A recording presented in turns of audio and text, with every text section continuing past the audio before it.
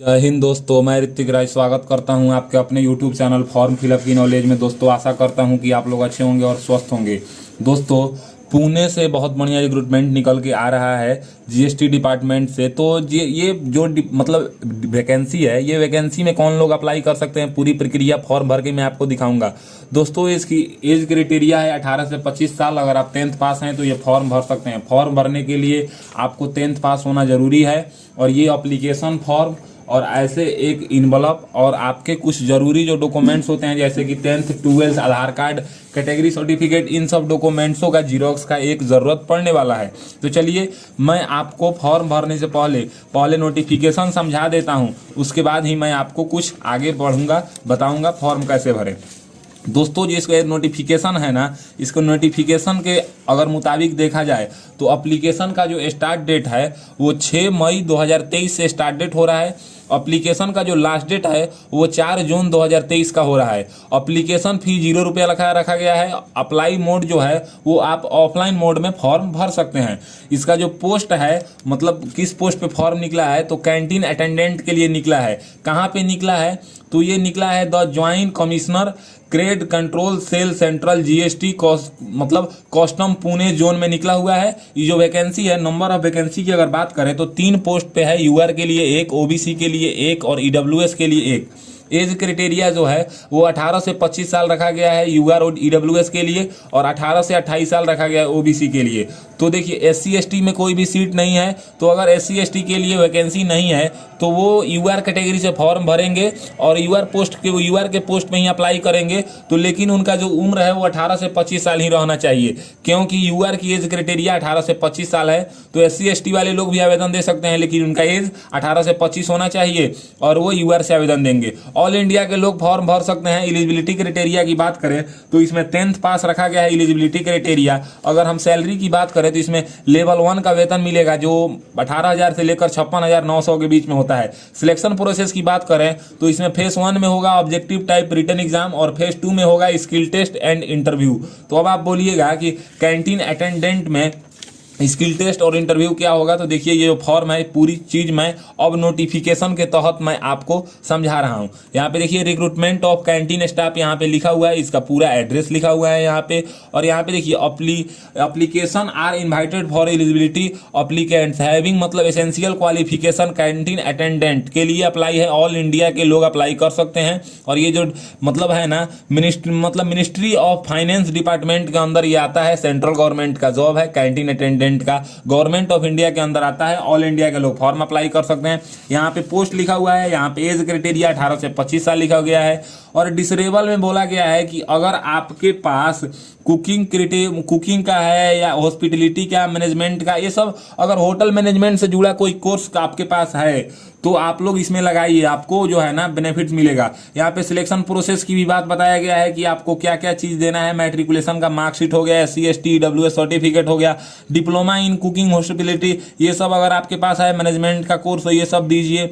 और जो अप्लाई करना है ना, इनवलप मैंने आपको शुरू में बताया, इसके ऊपर में आपको सबसे ऊपर लिखना है application for the post of canteen attendant. यहाँ पे भी बताया गया है, इसका एड्रेस लिखा गया है। और यहाँ पे देखिए, और इसके दूसरे पेज की नोटिफिकेशन की बात करें तो यहाँ पे इसका इंस्ट्रक्शन लिखा हुआ है। इस इंस्ट्रक्शन में अगर आप देखिएगा तो यहाँ पे बोला जा रहा है कि रिटन ऑब्जेक्टिव टाइप क्वेश्चन पूछे जाएंगे, एग्जामिनेशन होंगे और उसके बाद ट्रेड टेस्ट होंगे, इंटरव्यू होंगे, इसी के बेस पे आपका सिलेक्शन होगा। अगर हम बात करें तो यहाँ पे आपको एक जो है ना आइडेंटिटी प्रूफ भी बताना है, देना है, जो कि फॉर्म भरते समय भी देना है, एग्जामिनेशन में भी लेके जाना है। उसमें से अगर बात करें तो लिस्ट इसमें दिया हुआ है। लिस्ट में अगर है ना तो यहाँ पे देखिए original such as driving licence, voter ID card, Aadhaar card, identity card issue by the university, college, income tax, PAN card, ये सब जो है ना, ये सब आपको एग्जामिनेशन सेंटर पर लेके जाना है। यहाँ पे देखिए बताया गया है कि कैंटीन अटेंडेंट मैट्रिकुलेशन इक्विवेलेंट लोग पास मतलब अप्लाई कर सकते हैं। मैट्रिकुलेशन इक्विवेलेंट का मतलब होता है कि या आप अगर 10th पास हो या 10th के बराबर का कोई कोर्स किए हैं तो आप अप्लाई कर सकते हैं।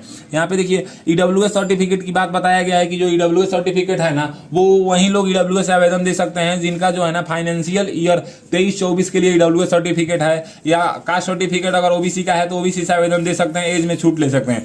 अब अगर हम बात करें फॉर्म कैसे भरें तो इसका जो फॉर्म है ना, 1 पेज का फॉर्म है, काफ़ी आसान फॉर्म है। ये फॉर्म भरने के लिए आपको जो है ना, सबसे पहले मेरे टेलीग्राम ग्रुप से या व्हाट्सएप के डाउट ग्रुप से आपको एप्लीकेशन फॉर्म का एक PDF लेना होगा। उस PDF को आप क्या करना कि सबसे पहले प्रिंट करा लीजिए, यानी कि हार्ड कॉपी निकलवा लीजिए। और निकलवाने के बाद आपको सबसे पहले यहाँ पे एक अपना पासपोर्ट साइज का फोटो चिपकाना है, और चिपकाने के बाद आपको यहाँ पे अपना पूरा नाम लिखना है। जैसे कि आपका 10th के सर्टिफिकेट में जो नाम है ना, वो नाम आपको यहाँ पे लिखना है पूरा।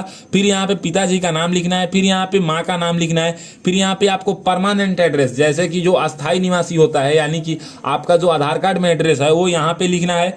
फिर यहाँ पे एड्रेस ऑफ कम्युनिकेशन, यानी कि जैसे आप जो एडमिट कार्ड है ना, वो अगर मंगाना चाहते हैं दूसरे कहीं, देखिए अब मैं आपको अंतर समझा देता हूँ। परमानेंट एड्रेस और कम्युनिकेशन एड्रेस में यह अंतर होता है कि कई ऐसे बच्चे हैं जिनका घर क्या है, बिहार में है, मध्य प्रदेश में है, उत्तर प्रदेश में है, और वो पढ़ाई के रिगार्डिंग किसी बड़े शहर में, जैसे कि मुंबई हो गया या दिल्ली हो गया, वैसे जगह पे रह रहे हैं और चाह रहे हैं कि मेरा एडमिट कार्ड वहीं पे आए, तो वो उनका कम्युनिकेशन एड्रेस होता है। तो यहाँ पे आप लिख सकते हैं। और घर का जो आधार कार्ड के पीछे होता है वो एड्रेस यहाँ पे लिखिएगा। एजुकेशन क्वालिफिकेशन की अगर हम बात करें तो एजुकेशन क्वालिफिकेशन में इसमें केवल 10th मांगा गया है, लेकिन अगर आप 10th के साथ डिप्लोमा या ITI या 12th किए हैं तो वो यहाँ पे आप लिख देंगे तो बेहतर रहेगा। फिर यहाँ पे सीरियल नंबर में आप डिटेल्स बताना है एजुकेशन क्वालिफिकेशन का, तो सबसे पहले आप यहाँ पे 01 लिखिएगा। फिर यहाँ पे आपको 10th लिखना है सबसे ऊपर में, सभी को 10th ही लिखना है सबसे ऊपर में।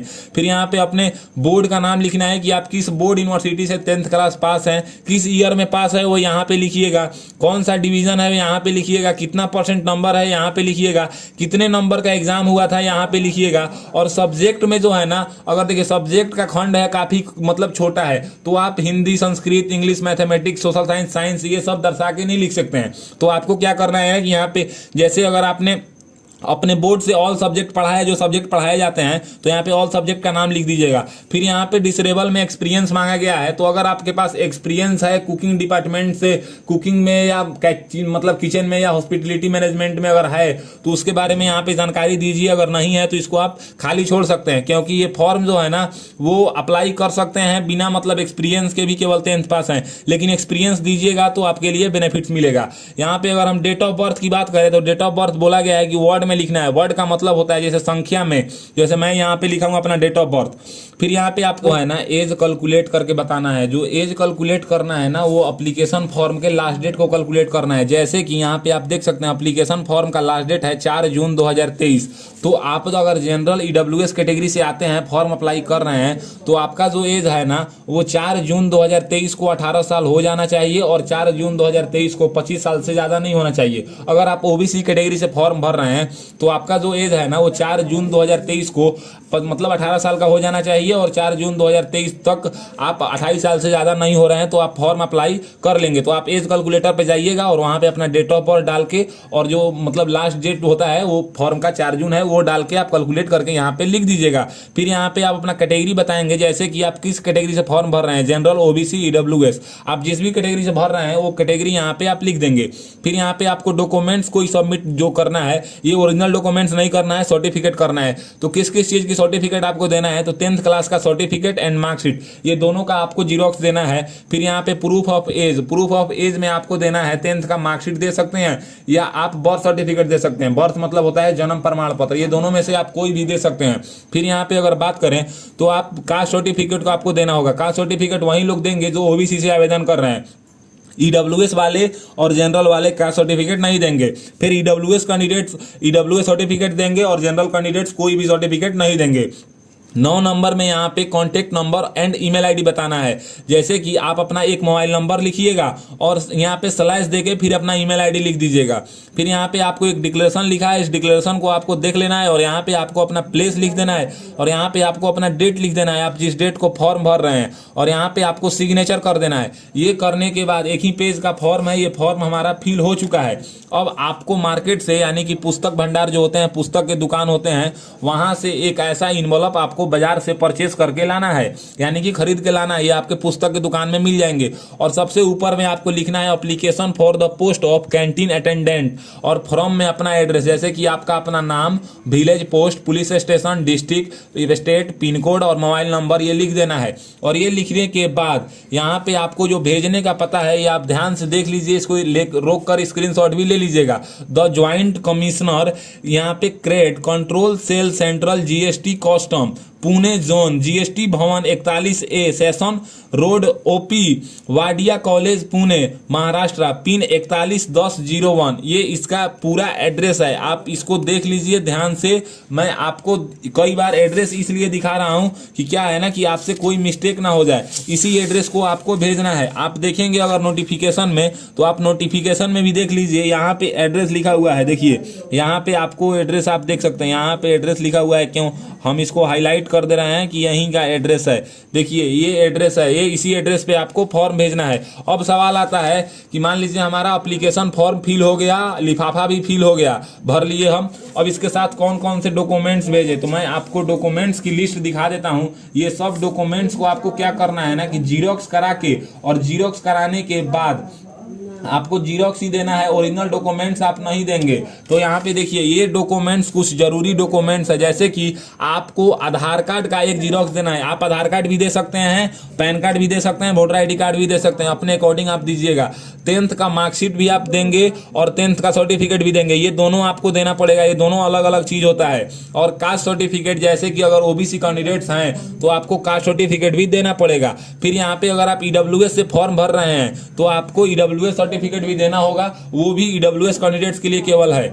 और अगर आपके पास 2 साल का एक्सपीरियंस है या होटल मैनेजमेंट का कोर्स है तो उसका भी जानकारी आप दीजिए। अब यहाँ पे देखिए कुछ और चीज मैं आपको लिखा हूं यहाँ पे। इसके अलावा भी अगर आपके पास 12th ग्रेजुएशन, आईटीआई, डिप्लोमा जैसा क्वालिफिकेशन है तो उसके भी आप मार्कशीट, सर्टिफिकेट की फोटोकॉपी जरूर लगाएं, उससे कुछ ना कुछ आपको बेनिफिट्स मिलेगा। लेकिन अगर ये सब आपके पास नहीं भी है तो आप बस यहाँ तक ही डॉक्यूमेंट्स लगाइएगा जो डॉक्यूमेंट्स आपके पास है, और आपके पास एलिजिबिलिटी क्राइटेरिया के अकॉर्डिंग आप अपना डॉक्यूमेंट्स लगाइए, सबका जीरोक्स करा के, और उसके नीचे आपको साइन कर देना है, यानी कि सेल्फ अटेस्टेड कर देना है। सेल्फ अटेस्टेड करके आप डेट लिख देंगे ना, जैसे मान लीजिए कि मैं कभी का डेट यहाँ पे लिख दिया, ये हो गया सेल्फ अटेस्टेड। और ये करके आपको क्या करना है ना कि जो 1 पेज का एप्लीकेशन फॉर्म है, जो 1 पेज का एप्लीकेशन फॉर्म है, इसी के पीछे आपको पिनअप कर देना है, यानी कि स्टेपलर कर देना है। और करने के बाद इसको, जैसे कि मैं फोल्ड कर रहा हूं, इसको फोल्ड कर लीजिएगा।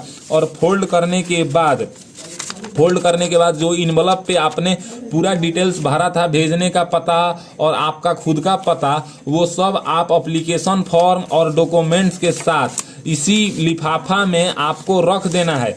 और रखने के बाद देखिए मैं भी यहाँ पे रख दिया हूँ। रखने के बाद आपको क्या है ना कि स्पीड पोस्ट या रजिस्टर पोस्ट के माध्यम से अपने पोस्ट ऑफिस में जाना है, डाकघर में, और इसको भेज देना है। कहाँ पे भेजना है तो ये भी पता आप देख लीजिए। यहाँ के लिए आपको भेज देना है स्पीड पोस्ट या रजिस्टर पोस्ट।